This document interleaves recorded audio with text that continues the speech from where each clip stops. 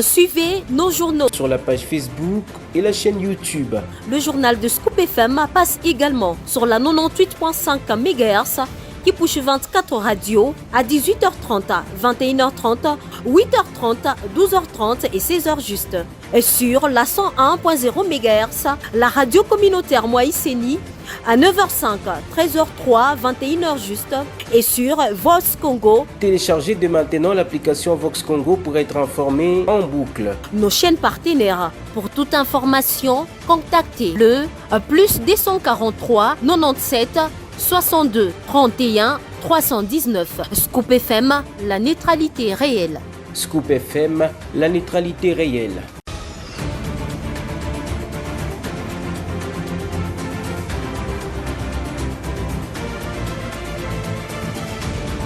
Vous êtes sur Scoop FM, fidèles auditeurs et auditrices, bonsoir et bienvenue dans ce journal. L'actualité ce mercredi 16 avril 2025, c'est la pose de la première pierre et l'inauguration du centre hospitalier de la SNCC par le président de la République Félix Tshisekedi Tshilombo dans la province du Haut-Katanga à Lubumbashi. Plus de détails dans ce journal et c'est tout pour le titre.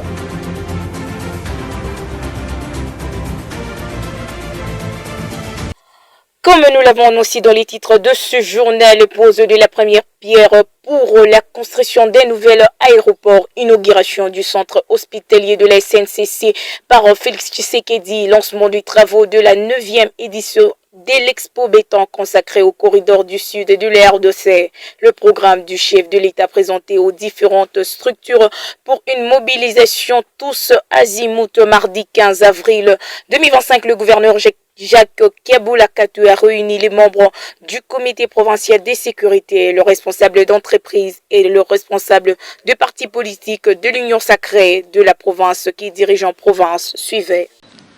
2 jours nous séparent de la visite officielle du président de la République, Félix Antoine Tshisekedi Tshilombo à Lubumbashi. Le gouverneur et numéro 1 de l'Union sacrée de la nation dans le Haut-Katanga a intensifié les préparatifs afin de garantir un accueil digne aux premiers citoyens de la République. Ce mardi 15 avril 2025, Jacques Kabula Katoué a réuni dans la salle de banquet du gouvernement de province le maire de Lubumbashi et son adjointe, les bourgmestres, quelques membres des entreprises de l'État, en présence de membres du gouvernement provincial et de ceux de son cabinet pour leur annoncer le programme officiel du président de la République à Lubumbashi. Ce programme prévoit d'abord la pose de la première pierre pour la construction du nouvel aéroport moderne de la Loano, puis l'inauguration de l'hôpital moderne Tshisekedi Tshilombo de la CNSS sur la route de Kasenga.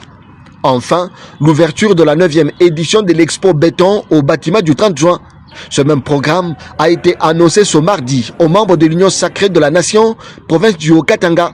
Sous sa casquette de coordonnateur de cette plateforme en province, Jacques Kabula Katoué a une fois de plus appelé ses troupes à une mobilisation tout azimut afin de démontrer au chef de l'État l'attachement et l'accompagnement du peuple haut-katangais pour la défense de la patrie, surtout pendant cette période de crise sécuritaire dans l'est du pays.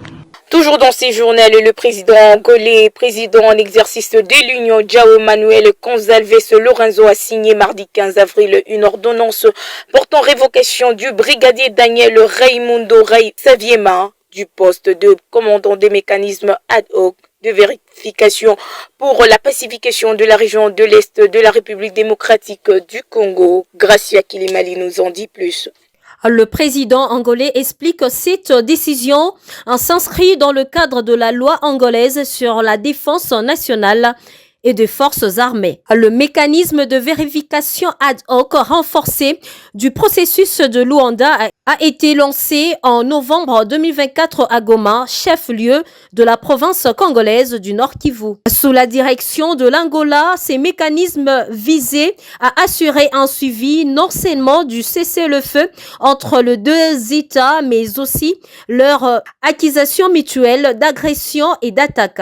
Cette révocation intervient dans un contexte où l'Angola a renoncé à son rôle de médiateur de l'Union africaine dans la résolution pacifique du conflit entre la République démocratique du Congo et le Rwanda. Ce rôle est dorénavant assumé par le président togolais est déjà engagé à œuvrer activement pour la paix dans l'Est de la République démocratique du Congo. Nous sommes dans la province du Congo central. Le ministre d'État Moïndo Zangui veut faire une épicentre nationale de production de pommes de terre qui est l'un de ses projets expérimentaux. Suivez. Banzangungu, nous sommes là dans le Congo central. Ce le 10 avril 2025, le ministre du Développement rural, Moïndo Nzangi, s'est rendu ce jour dans le territoire de Banzangungu pour superviser personnellement le lancement de la phase expérimentale d'un ambitieux projet agricole porté par la coopérative Timbani. Ce projet, axé sur la culture de la pomme de terre, est le fruit d'un partenariat entre des coopératives locales et la firme italienne Amica Tips, avec laquelle un protocole d'accord a été signé en Italie il y a quelques mois. Les premiers échantillons de semences Rosetta Spanta et Alicia ont été envoyés dans le cadre de ces projets pilotes.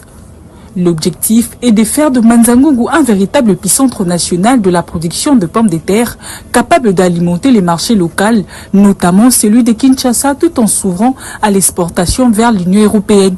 Le projet bénéficie également de l'implication active des inspecteurs territoriaux de l'agriculture et du développement rural, ainsi que de la participation des étudiants mobilisés pour accompagner techniquement les premiers essais. Nous sommes ici dans la première phase expérimentale du premier conteneur des semences qui est arrivé.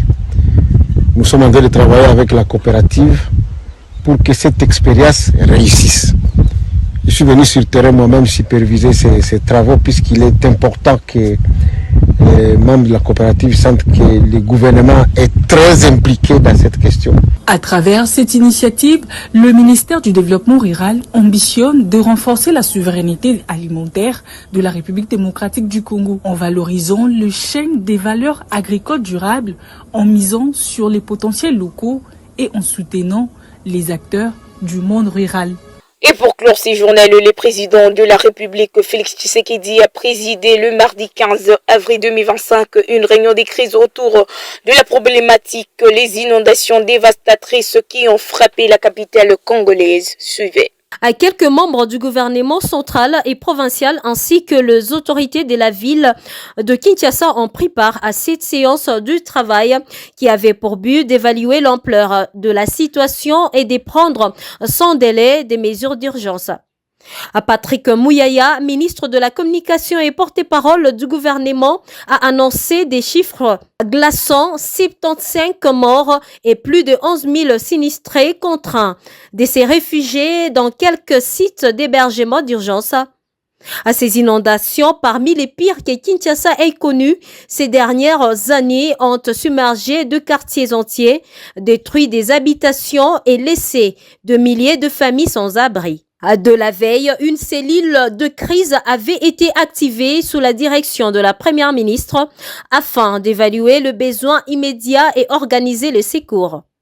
Parmi les mesures annoncées figure la démolition de constructions illégales érigées dans le zone. Ces terrains à haut risque où l'urbanisation anarchique a aggravé la catastrophe. Le président Tshisekedi a salué la mobilisation des équipes gouvernementales tout en appelant à un soutien constant envers les victimes.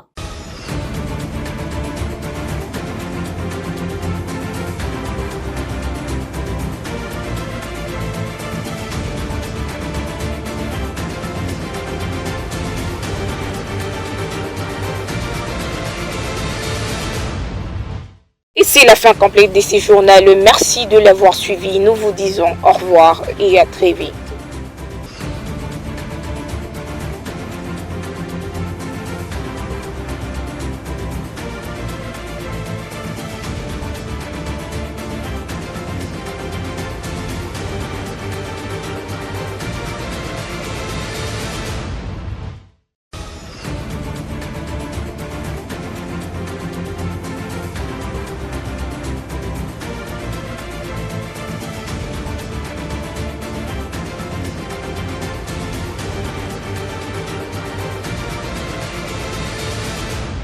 Suivez nos journaux sur la page Facebook et la chaîne YouTube. Le journal de Scoop FM passe également sur la 98.5 MHz Kipushi 24 radio à 18h30, 21h30, 8h30, 12h30 et 16h juste. Et sur la 101.0 MHz, la radio communautaire Moïseni à 9h05, 13h03, 21h juste et sur Vox Congo. Téléchargez dès maintenant l'application Vox Congo pour être informé en boucle. Nos chaînes partenaires. Pour toute information, contactez le plus 243 97 62 31 319. Scoop FM, la neutralité réelle. Scoop FM, la neutralité réelle.